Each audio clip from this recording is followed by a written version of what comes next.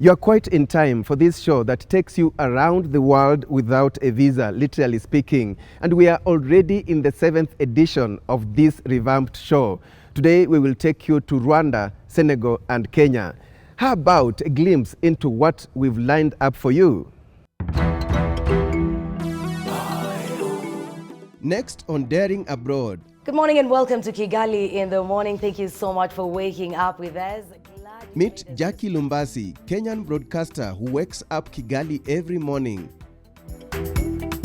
In Senegal, Wendy Kinyeki's passion for transforming lives through sports. And on My Magical Kenya, we are very, very happy. A sundowner in Isiolo with tourists from the US.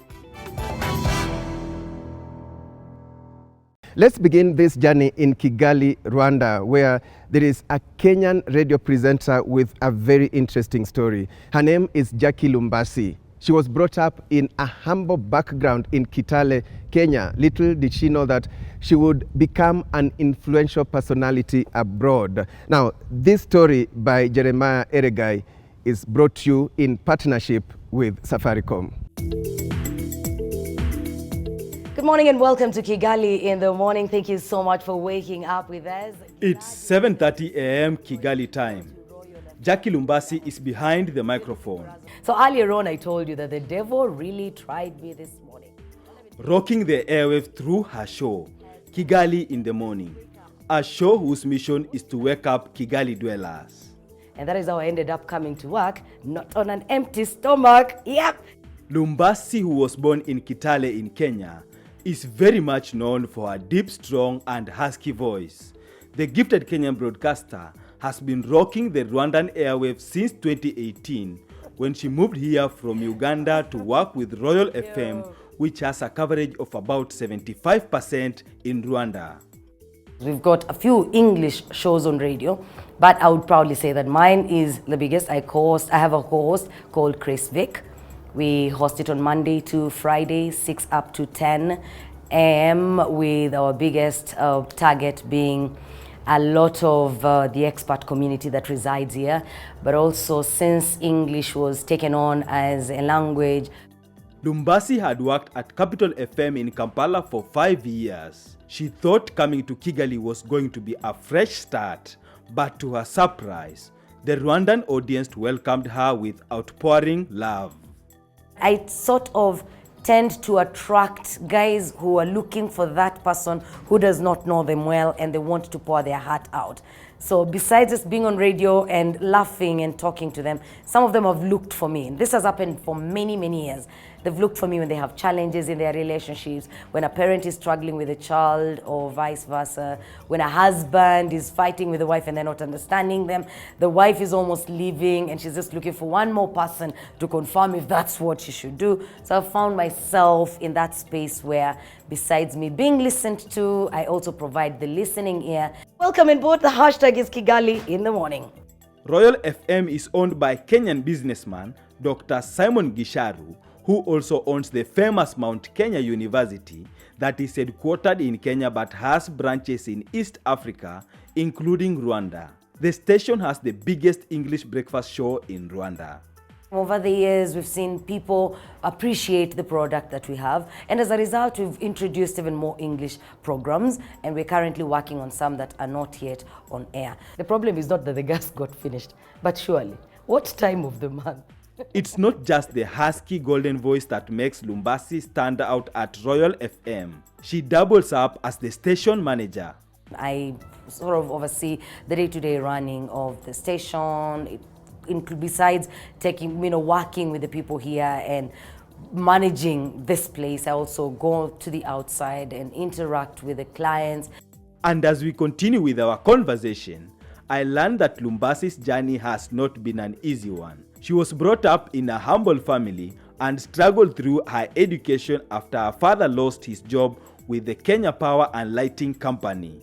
The Musoli Girls alumna operated a salon at some point. I was plaiting people's hair. I was baking cake. I learned how to bake cake. I learned just how to do things. And that small enterprise in the village at the time kept us going. We survived that way. People would bake, make me a cake. it was a struggle. Not the best cake, yes, but at that time, yes. Lumbasi's luck came knocking when she got an opportunity in the year 2002 to undertake a diploma course in mass communication at the United Media Consultants and Trainers. She raised the fees through fundraising, combined with the savings she had made from odd jobs. One day when I had gone to pick my letter for internship to now take it to the state broadcaster, UBC, for internship, I bumped into a gentleman who said, I have this thing of saying hello to people. I am quite loud.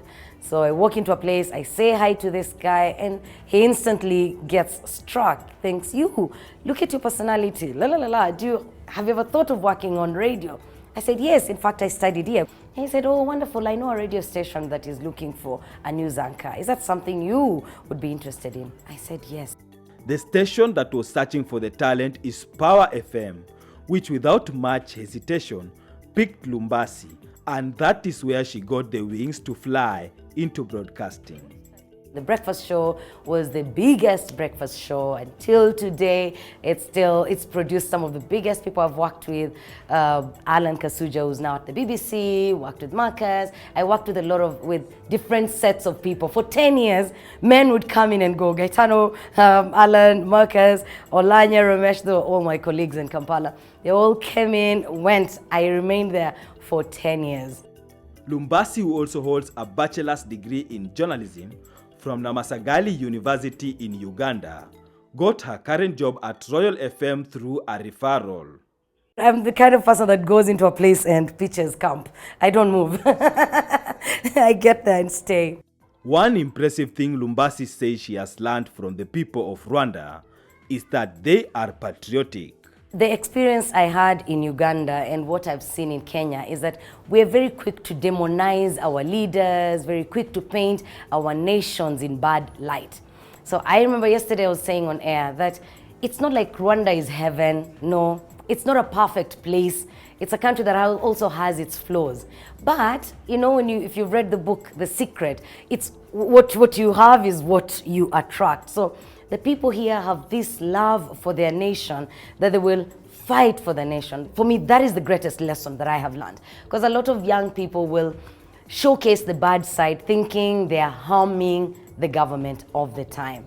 But it's a disservice to them, their children, and their children's children without them knowing. And Lumbasi goes further to point out the don'ts when you visit Kigali. Don't litter. Do not litter. Do not offer anybody a bribe. That will land you in a lot of trouble. Lumbasi hopes to venture into her own business in the public relations field in future and give more time to her mentorship programs. Her parting shot is, nothing comes easy. That's what I would say. Like, I look at myself and there's nothing that has ever been handed to me on a silver platter.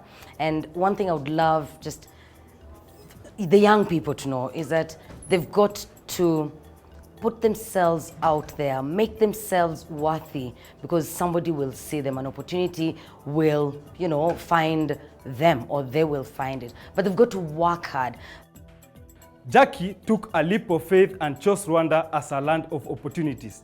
Since then, she has never looked back and never regretted that decision. Back to you, Alex. Thank you so much, Jeremiah, for that inspiring story. Time now for Kenya to the world.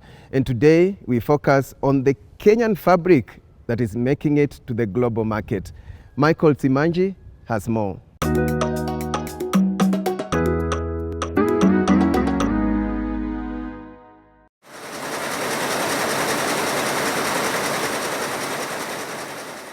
Kangas, bitenges and shirting fabrics, all high quality and all modern in design.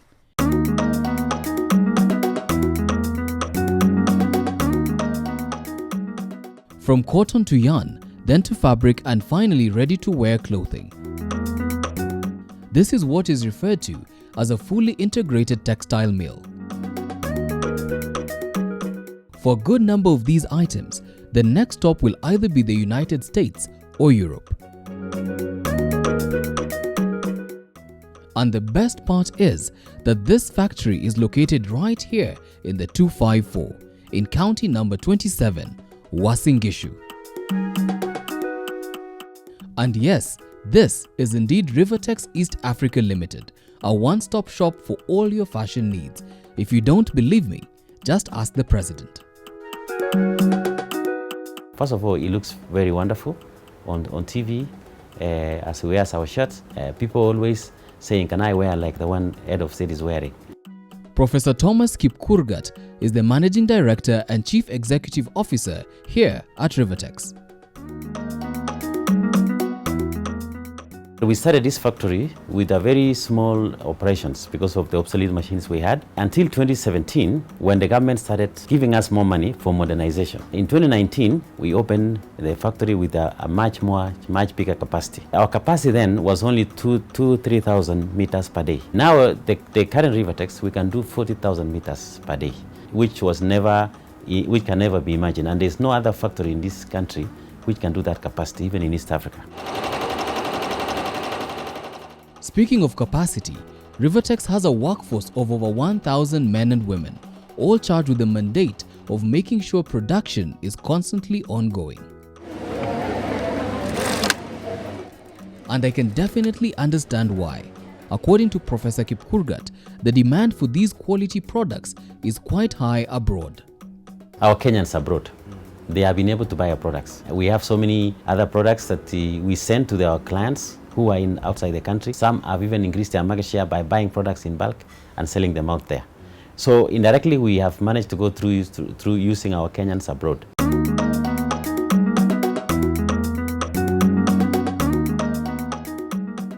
This is why the company is going the extra mile when it comes to increasing its market share on a global scale.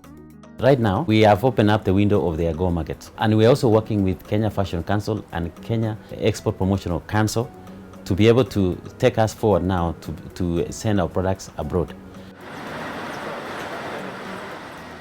So, from a small factory in Eldoret to a manufacturing powerhouse in just 13 short years, Rivertex East African Limited represents what this country can achieve through cooperation and commitment. Our future is not only local but also international. The more we get support, the more we employ more people, the more we also support cotton growers. And that's Kenya to the world. My name is Michael Zimanji. That story leads us into a short break. When we return, Wendy Kinyeki's passion for sports in Senegal. Also ahead, a sundowner with tourists from the US at the Sarova Shaba Resort in Isiolo. Stay with us. Do you want to advertise on Daring Abroad TV series produced by Chams Media? The show that airs exclusively on NTV has lots of opportunities for you. From adverts to mentions, branding to product placement, features to interviews. Call +254 732 584045 or +254 11 303 7980 or email us on info@chamsmedia.com. Chams Media, your visibility partner.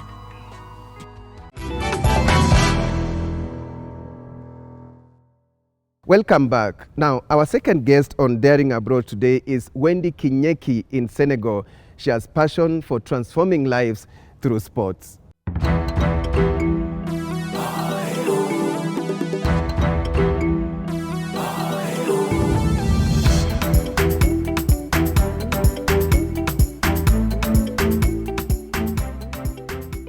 Walk on the streets of Dakar and chances of bumping into Wendy Kinyeki are quite high.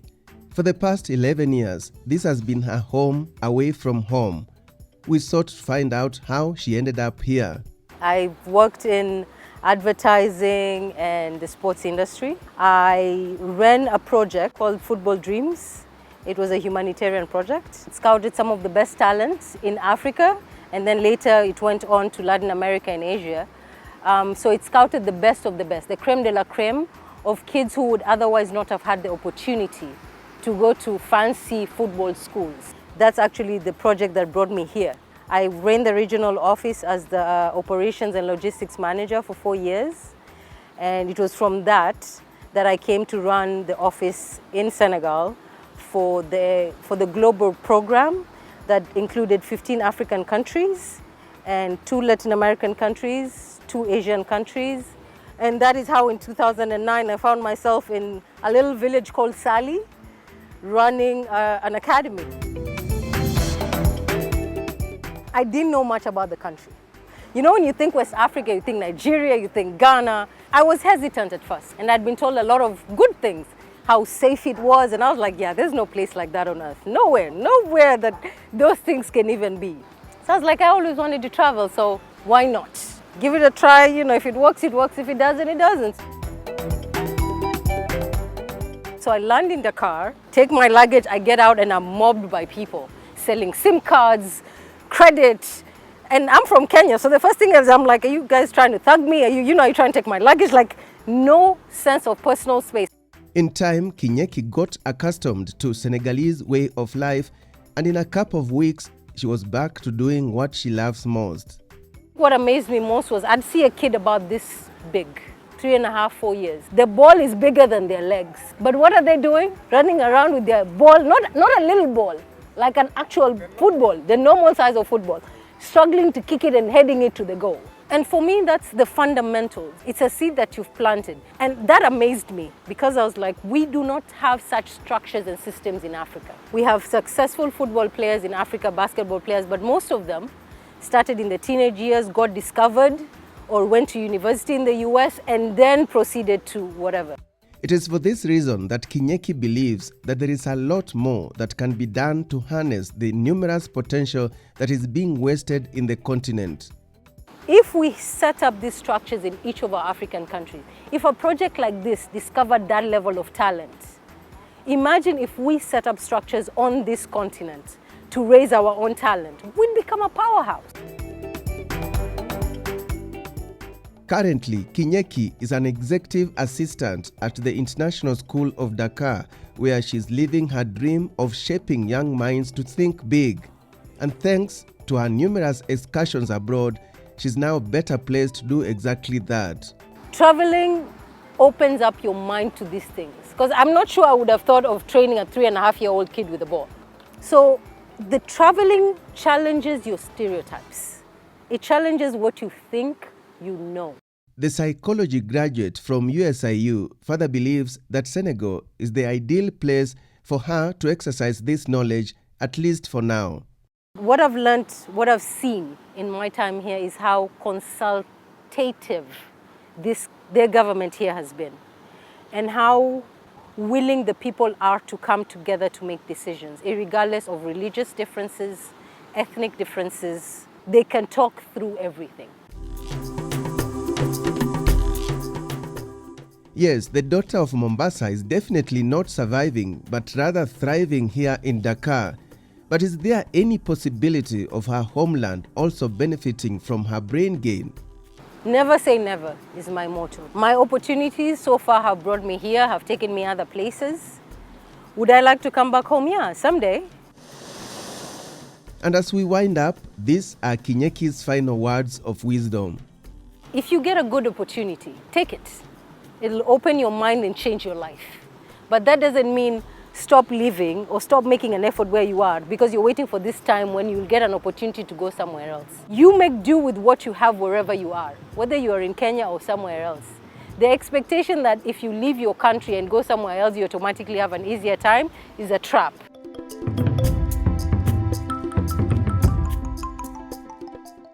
Great. That story shows us where passion can take you, and indeed you can transform lives beyond the borders. Time now for our final segment, My Magical Kenya, and today we take you to Shaba Game Reserve in Isiolo, where I interacted with tourists from America who are enjoying their time in Kenya despite the COVID-19 pandemic.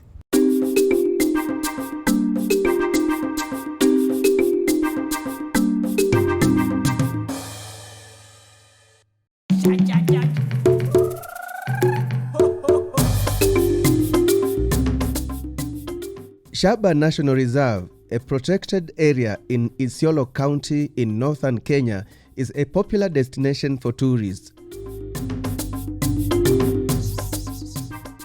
The reserve is known for wildlife and picturesque sceneries, including hills like this one that takes the shape of a lion lying down.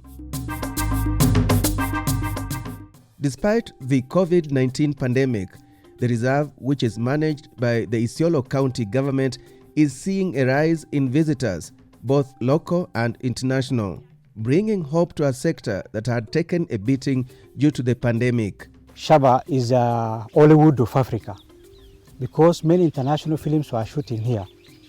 To mention few, like Walk with the Lion, a Survival series, Queen of Shaba, so many others. Inside the reserve, there is a popular resort known as Sarova Shaba Game Lodge. It is set along the bank of Ewasonyiro River that separates Isiolo and Samburu counties. The lodge is beginning to experience vibrancy, especially during weekends. So beautiful, so wonderful, and all this guy is beautiful.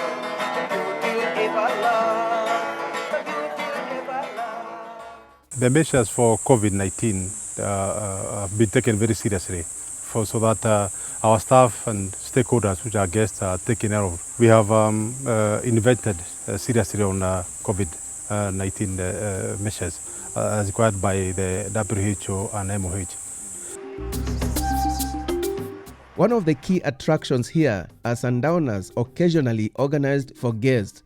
They normally take place at the riverbank, with guests being entertained and educated about the local culture.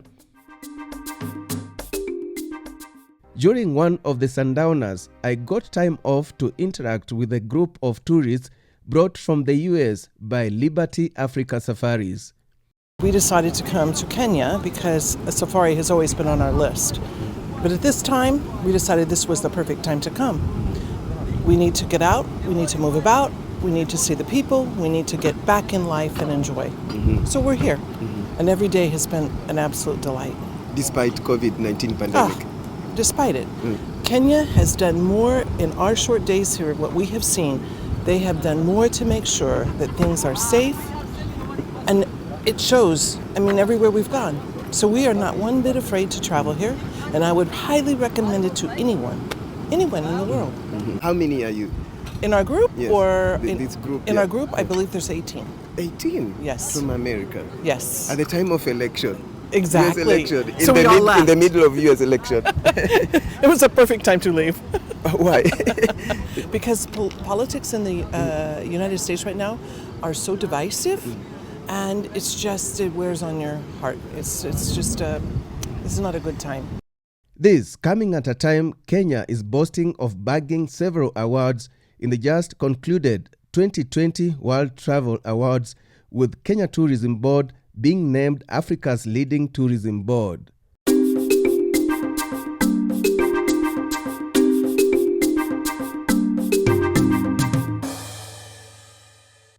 Very well, that indicates that there is hope in Kenya's tourism sector, and what those tourists from the US have actually done is endorse Kenya.